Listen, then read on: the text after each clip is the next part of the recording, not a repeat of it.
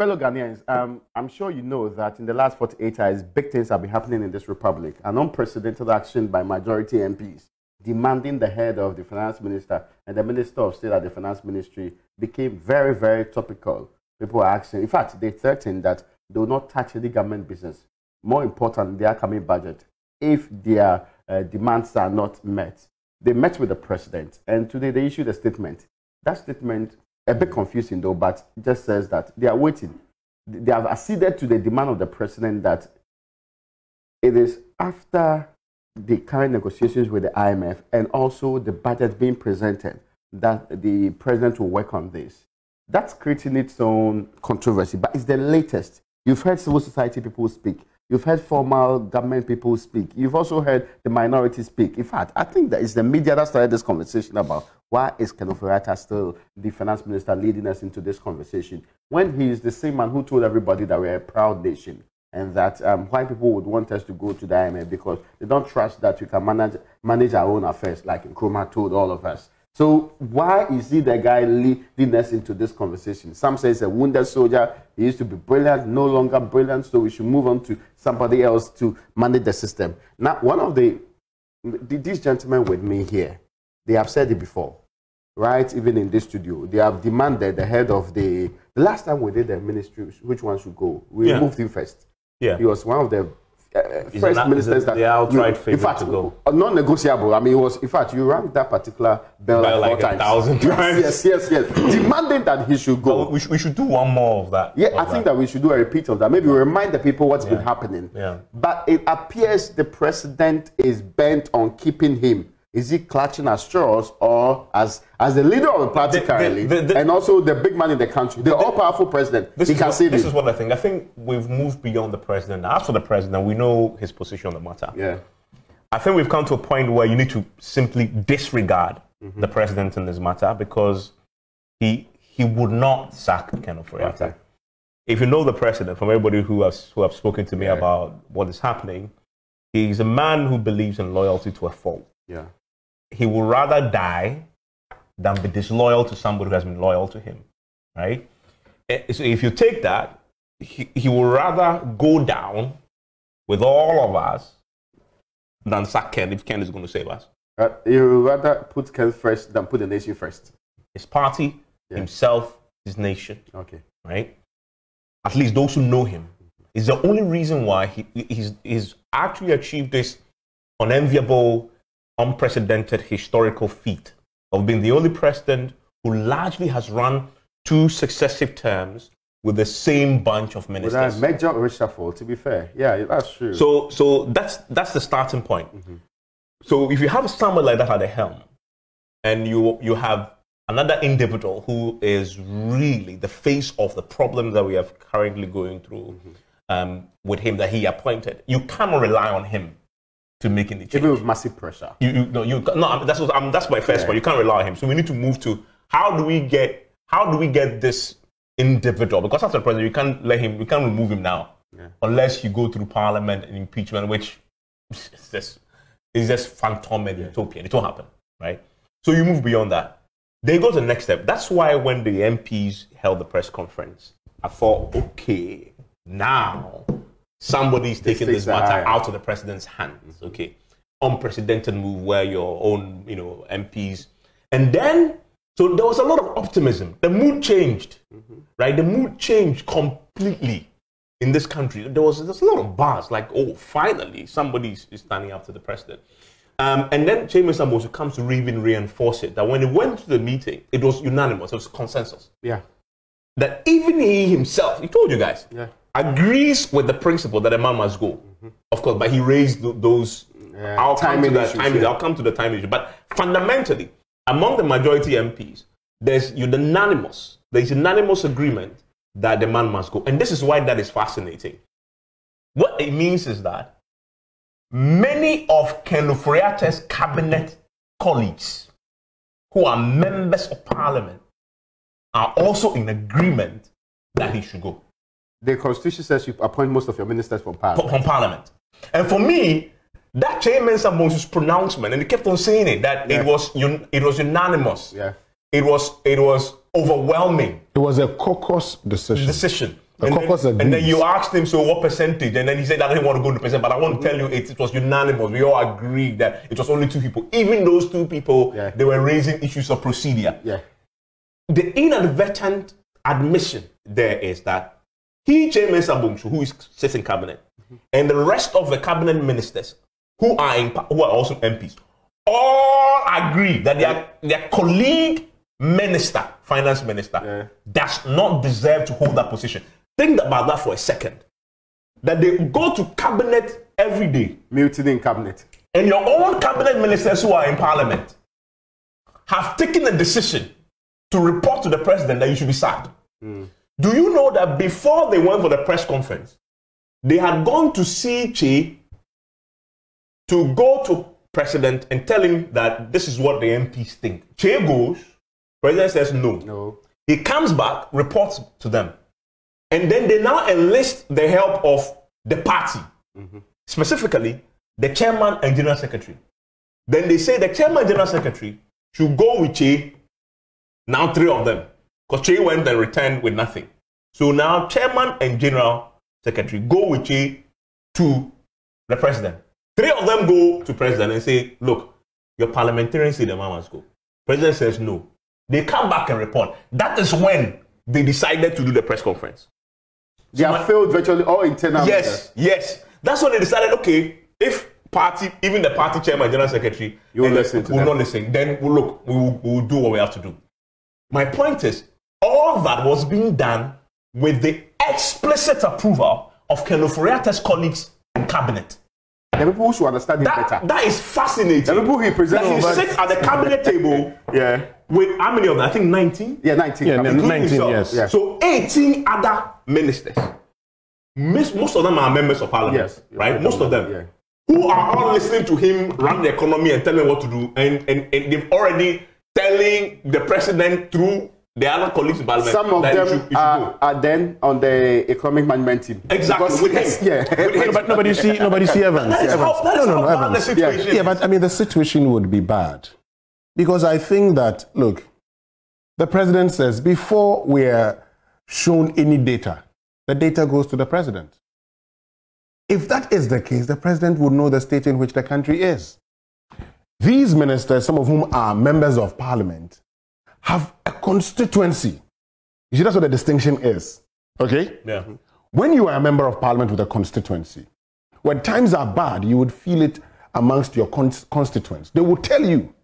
And when they start talking to you, they would send you at a point, yes, Sumau, go and do this. Now, if you have been sent to go and do something, can you say you will not do it? So at that point, it moves away from just a party thing to also becoming a survival for these members of parliament. And you see, you heard Patrick Boama say, I don't agree with breaking the 8. I think we should break the 12, break the 16, continue. And so if it would take the whole cabinet to be dissolved for the right things to be done. And that was very bold. Also from him. Actually making another point. That in itself is an intent telling you that it is just not Ken Ofori-Atta. Who's the problem? In the meantime, he must go. But if you think that others are also a problem, we will support you to let them go. Because at the end of it all, the party must reign supreme. They don't mind clearing all the cabinet. They don't mind clearing all the cabinet. Because, you see, let's be very honest here. We voted for Nana Akufo-Addo. The Constitution acknowledges that the president cannot do it alone. If the economy is not going well, and Ghanaians are telling you the economy is not going well, and you are consistently pushing it back and saying that it's a quadruple whammy, Russia, Ukraine, COVID-19, financial sector cleanup cost because the NDC didn't do the right thing, payment of energy sector because NDC did not do the right thing, and so I haven't done anything, and then that was a vice president at the time, saying the NDP didn't do anything. These people are telling you that it's about time we paused, did a bit of soul searching, and gave the people confidence. See, I hear the Speaker of Parliament says that when the majority MPs did that, the markets responded, and so he was going to accept the essential vote. The essential vote should be in the motion should be. You see, I had indicated, and I said the last time, Raymond, that this was a feature of a functioning democracy.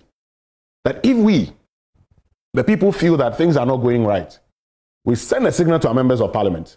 Then they send a signal to the president. The president says no. They say, oh, sir. Then we will tell the people that we are telling you that go. Now, you see, so that they are absorbed from all of this form of thinking that they are protecting the man. The majority leader is on record this morning on the Super Morning Show when I asked him the question. He says it is their understanding that after the budget presentation, the finance minister will go. Yeah, but that is a very weak position to articulate. I completely reject that position by the majority leader. And it is a bigger tragedy that these MPs who took that bold step have actually agreed to play ball with the president because of that excuse. I agree with you 100%. It is a bigger tragedy. I actually felt that they were better off not even doing the press conference at all. That's true. Now they should know a statement at all. Yes. Great. I mean, if they knew that they were going to do this, I can understand. Because remember, James Mensah said to you that when they did it privately before they went public. Let me make the point again. That you're looking at the president, okay, say this, that look, he can say that I won't listen to you. So we are back on. We are back on, yes. I've noticed that we are back. Then the president says, okay, oh guys, because of the timing and everything, let's just let him go through this phase. And then I will do what? I would take action. Yeah, but that's hold on. That's if what James Mensah was reliable sources. That's not what the president said. But I'm making my point. That don't take any action. But I'm making my point. No, but I'm making my point based on what Osei Mensah said. I get you. Okay. So if what Osei Mensah said is the situation, and you are told that, look, because of this and that, let's allow him to finish. And then after that, we'll come back to the subject matter, which he believes is that after that, I'll take action. Well, that's his take. But if we look at it from another point, we can actually say that coming back to it is now coming to discuss whether or not he should go. But in the interim, let's just shelve this whole discussion. If the understanding is that after IMF and the budget presentation, I would sack him, the MPs at the point can actually then say that, okay, at least we have an assurance that this man will go by the end of this year. At that point in time, let's not fight it. That is, if that is the understanding. But if that is not the understanding, and the president says, let him finish, then we'll come back and start the whole process anew, then I have a challenge with that. No, but listen, that's what James Mensah said. But what was written in the statement they issued? Look, we have to read in between the lines. Let's read the statement. He says, the president engaged the members of the caucus and requested that the issue be stood down until the conclusion of the round of negotiations with the IMF and the presentation of the budget statement in 2022 and the subsequent passage of the appropriation bill, after which time the demand shall be acted upon. So the demand shall be acted upon. What is the demand? Sack him. Or he should resign. So he says it will be acted upon. No, so should be. The issue should be stood down. No, but stood down.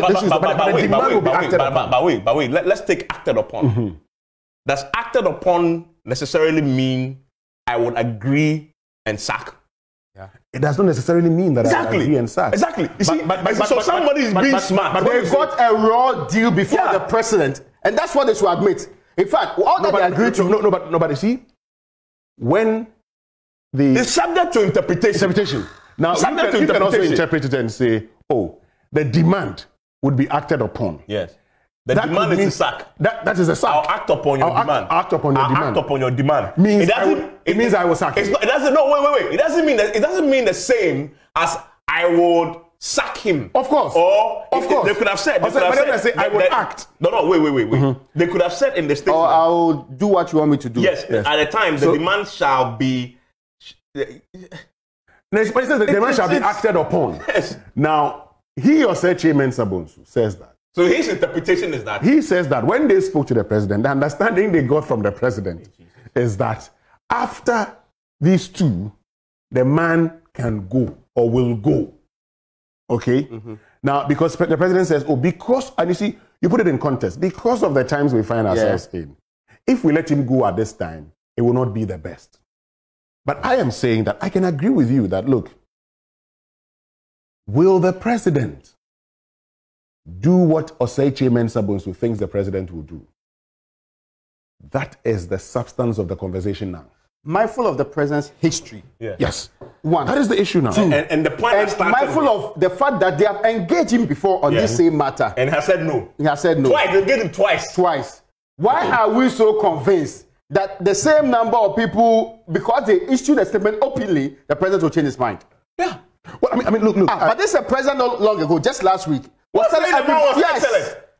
Why would you think he will change his mind? The chances. Do you see in an Akufo-Addo a man who is willing and able to change his mind like that? The chances, the probability that he will not sack him after is very, very high. In fact, that probability is higher. It's more probable that he won't sack him than he will. I am thinking, to be fair, I am thinking. The best way out is if after Ken himself resigns. But he was given that option. Yeah, either he resigns or they sack him. But the question is whether Ken will take it out of the president's hand, because the president himself will leave it to him. I am actually told that there are other conversations around this point in time as to, in some quarters, who should be the successor. Oh, but there's a long list. So I am told that we have the man. The men cannot look for a successor now. Yeah. No, I for that one day. It's easy to get. No. Conversation. If I finish, you understand. Okay, finish. If I finish, you understand that the successor will be chosen by the outgoing minister. Really? There was a difference. Then what's the point? That is what I am. That's the information I am gathering. That the successor, if you want me to go at this point in time. So this is what we then you have a surrogate. Yes, but my point is that you say that you want to divorce this woman because you don't like the woman again. And then the woman says that I'm going back, give me my successor. Because you want me to go and give my successor. What kind of agreement is that? That's what I'm hearing. That's what I'm hearing. No, but this I have a fundamental point. Yeah. So the two reasons that we've been giving for allowing Ken to stay on, one, because he has a budget to read. Two, because he needs to complete the IMF negotiations. Implied in that, the assumption is that if you take him out now, somehow it will be affected. It will affect the negotiations. Somehow it will affect the budget. Let me start with the budget one. Both assumptions are completely false and flawed, and just amounts to throwing dust. And my point, I'm sure why the MPs buy. Look, there must be some other reason. Yeah, look, there must be some other reason. That you're unwilling to tell us publicly. Yes, What are you insinuating? Oh well, are you insinuating what I am mean, thinking? we know you are politicians. We know that a lot of water goes under that bridge. There must be some other reason. But guys, on State of Play, we say that. Yes. What is it that you want to say? Okay, let me say what I have to say. Say it. First of all, let me first deal with why those two reasons. Don't go around in circles. Say it. No, I have to first let you understand why I think those two reasons. I agree with you. We have just 7 minutes to go. First of all, the finance minister has very little input. The technical guys at the Ministry of Finance do the work in terms of the budget. He just brought to him and he signs off major policy outlines. The technical guys, like there's some guy, the fair slim guy, Akiligo and Co. Yeah. They do the budget. You don't need the finance minister to do. The finance minister was sick. Wasn't the budget ready in Parliament? Yes, it was ready. Yes. So let's. In the absence, we could have waited for him to come and do his own budget and postpone it to the next year. So forget about that excuse. The first excuse about the IMF negotiations. Look, I have it on authority. I've been speaking to. I have IMF friends. I have it on authority. Even the IMF team, they wish there was a better person at the table than Ofori-Atta. Because the man has opposed it right from the beginning. Even the IMF team. He has said everything negative to it. In the negotiations, he hasn't got credibility around the table. Because he's opposed to the deal. Yeah. And like Dr. Makoban said. Yes. He hasn't got credibility around the table. But like Dr. Makoban said, I am also told that Ken actually wanted to resign. I mean, once we said we're going to the IMF, he said we're going to resign. Look, I'm saying. And the president stopped him. Sources close to the thing actually suggest that if you take Ken out of the scene now, and they have already recommendations of people who can do a far better job, and you bring those other people around the table, the negotiations will move on quickly. The biggest thing at the end of this negotiations is the debt restructuring. Yeah. Right? Their point is that when you put the alternatives other than Ken at the table with investors to negotiate the restructuring, you have a far better chance of getting a buy-in than when you have Ken. So, in fact, it is a net positive to remove Ken now, and take him out of play completely in the negotiations. Evans Mensah, in Sri Lanka, the time they chased out their finance minister and other government officials, they were engaging IMF. They continued the engagement. And in fact, it didn't end. And the IMF only expressed worry that the country is in a state and they will help them come out of it. Yeah. They didn't say that, no, because you have removed your finance minister, he's the best man you have in your country, so we cannot continue with our job. Yeah, this presumption that somehow this country will not run without Ken Ofori-Atta. It's false. It's almost like, see, if we're not in crisis, I would have believed it. Okay, so but we are in massive crisis. So the guy who fought us there is the one that we are saying, without him we cannot survive. So if those two reasons we agree are not the reasons why Ken should they are completely bogus anyway. What really is the reason why the MPs have agreed? You want to ask what transpired between the MPs and the government of this republic in the executive? What do you think transpired? In the last 24 hours. What do you think transpired? Oh, we know how politics is done in this country. You are suggesting something change hands. Ways and means. Yeah. You are suggesting something change hands. Ways and means have come to play. Have they promised them that they'll pay their District Assembly's Common Fund? Have they promised them? Because all the issues I don't know. I wasn't there. Have they actually forwarded any money in federals of any of these? Because it's interesting to us to know. Yeah. We put people there. The MP's entire responsibility is to represent me. Yes. Even though where I live in Domingo, on Tuesday when we do the press conference, yes, they said that there are people. There are people saying within 48 hours. The people don't matter anymore. The president only matters. They say when we were on vacation. That doesn't make sense. They say that when we were on vacation is when they consulted the people. Yeah. Within the 48 hours, who did they consult? Yes. The president. In Domingo, the president. Who did she consult? Yes. In Swami. But she wasn't part. Listen, I say it's a entire caucus. She's still part of parliament. It's an MP. Yes. I'm saying that. Osei Mensah Bosu, who did he consult in Swami to change the mind? You know, and see, sometimes it's people for granted.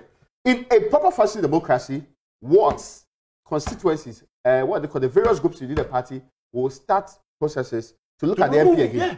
Look, and you see, you know those MPs, those MPs, that's what they were heroes. They were now, in a matter of months, days, they are becoming villains. They're not becoming. They've become villains. Yeah. And if there's any word more less than villain, that's what they become. You see, you know why? Because when they invoke the people. When you invoke the people as your reason for doing this unprecedented, and you use them as something like a bargaining chip, and then you tell me that 48 hours or 24 hours later, the things you reject on the platform, views of the people, which you claim was the reason, no longer matter. But the one that matters over your people, the same person that you think should not have the overall voice in this matter, is the one that you see. And you change your mind over that. Look, you have actually told your people now that you don't matter. Your view, power does not lie in you. Yeah, it lies in the executive president, and that the most important voice that should matter now is him. It's him. But why? We knew that before we sent you to go and talk to him. It is what you call this is a massive own goal. It's almost like you being disloyal to the people that gave you power. It is the biggest disservice they've done to themselves politically. Yeah. And going forward in 2020. Look, there are people, if it's true, that we all know it's true, and people ask them to come on Tuesday to the press conference. Yes. Then they are dead. Because the message they've sent to their people is that your views don't matter. That we heard you. Yes. We are tempted to take action. And one man says we shouldn't because your view should. Maybe they have a chance to right the wrongs. By doing what? By end of the year. By end of year. Yes. Okay, now I think I will do messages too because we did a poll and I'll bring the details of that particular poll. So Evans, we are still on the Facebook page, right? So let me go to the poll that we did quickly. On Twitter, we asked whether people really think that the president will intervene and which the yes is 72%. Do you think President Akufo-Addo will save Ken Ofori-Atta? The yes is 72%. No is 28%. So that means that, I mean, like we're saying, the people believe that the president's ultimate aim here is to save the man. Some of the messages are alongside. We don't know when the IMF deal will be sealed, and experts say the earliest we may have a deal is in the first quarter of 2023. And if you have to wait until that time, it means Ken will have nowhere to go. That's what Abeku is saying. And Cavett says, when I know for certain that I'm going to leave a position, that gives me a window of opportunity to complete my underhand dealings and transactions. And Akufo-Addo, I said very friendly. The president is buying time. Yeah. The president was taken by surprise by the press conference. Only reason, if you listen to it, they're supposed to hold the meeting before, but this meet after, in fact, the next day. But the press conference pushed the president to call them forward. The president wants time. You know what? You know why he needs time? He needs time. The president is a smart political astute maneuver. He needs time. If you have time, if the MPs are united, you bring the front. You know who you can influence, who you can influence, who you can actually promise. If I was the president, who you can actually promise going forward. Let's divide the rule. Let's do William Deal. And for these MPs, it's no buckle. No buckle. Look, the president. What you said was not convincing. You said the man could not lead our IMF negotiations. He has no credibility to continue. Within just 12 hours, the president speaks to you. And you are convinced that he can lead it. The president needs time to do wheeling and dealing, bring their front. By the time the 3 weeks or whatever is over, the unity they thought they had, it's gone. Then you go to the call a meeting again. It's, can't grab. We are left with barely 2 years to go, so we should just continue. Look, well, let's see. I bet that's what's going to happen. Yeah, and Bagbulo says the president cannot be trusted. How do you expect the president to sack Ken, who has performed excellently? In the current economic hardship, if the president still thinks his cousin, finance minister, has performed well, he, the president, equally must go because he's not fit for purpose. And Joshua Zane says, if he should save Ken, then we will start the importation of water, and that won't help the next generation. How are the two connected? Kobe Nyakuma said, he will save him, not because he's related to him, but because Ken is a gem. That's what Kobe Nyakuma is saying. I mean, it's good to hear another view. Yes. I mean, I was wishing that the current finance minister is a gem. I was wishing that he would tell us. He agrees with the president. What makes him a gem? But I was wishing he would tell us why he thinks the finance minister is a gem. That's interesting to know. Because I think the overwhelming majority of Ghanaians disagree. Yeah. Don Clotter says yes, but they will suffer the same fate. No, this one says, Ni Odoi Mensah, is the president Jesus Christ or goalkeeper? That's what he's saying. Has statistics of play. President is Jesus Christ to them, majority. Yes. When he says the final words have been delivered there. Messages on the Facebook link. Yeah, I mean, so there are a few of them here. Patrick said, are you using Galamsey phone?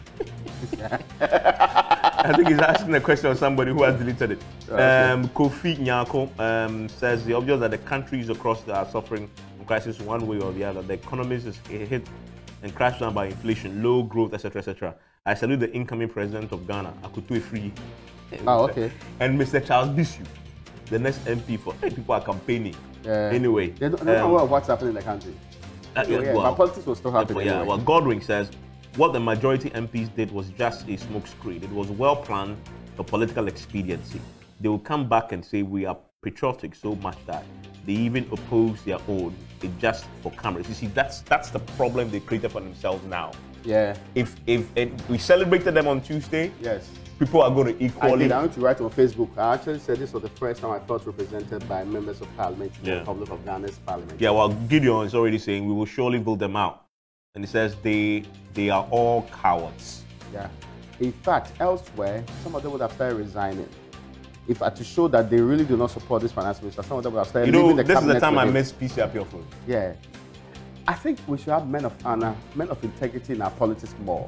It helps the states. It helps all of us move in the right direction and the expectations of them. We have more. Albert Suleimana. You people can slap each other in the studio. Nando doesn't care. Senior Buham. Somebody's repeatedly disrupting this feed. Can you upload the whole program afterwards so I can get all the... Yes, please. We'll do that. You can find it on our Facebook. You'll find it here. You'll find it on YouTube as well, Senior. Derek, both the president and the finance minister must all step down because they have nothing better to offer us in Ghana. Dogbache, the only way the finance minister will go is the tend the fire of the president. Okay, tend the fire on the president. Why is the finance minister the problem? While the president put him there, move the president out, and he will go with the. Well, also the president, he has constitutionally. We cannot today say that, hey, Akufo-Addo leave, then he packs up and go. No, we can't do that. Yeah. So they're looking at what's feasible and what's reasonable under the various circumstances. Unfortunately, you have to wait till 2024 and vote him out. Or get your MPs to agree to impeach him. Yeah. I mean, the latter is. Yeah, to get these MPs who can change their minds after just a single meeting, clearly to agree to an impeachment will be a very difficult task. So that's not going to happen anytime soon. So, guys, you can wrap up, right? Sure, it's time already. Next week, Evans Mensah is not traveling. He will be here. Everybody else will be here. And but I'm here now. Yes, I'm saying next week he'll be here. Yeah, but Yes. Propagandist. And we'll bring another edition of I nominate him as our next finance minister. Seconded. Oh, power to the people. Power to the people. Seconded.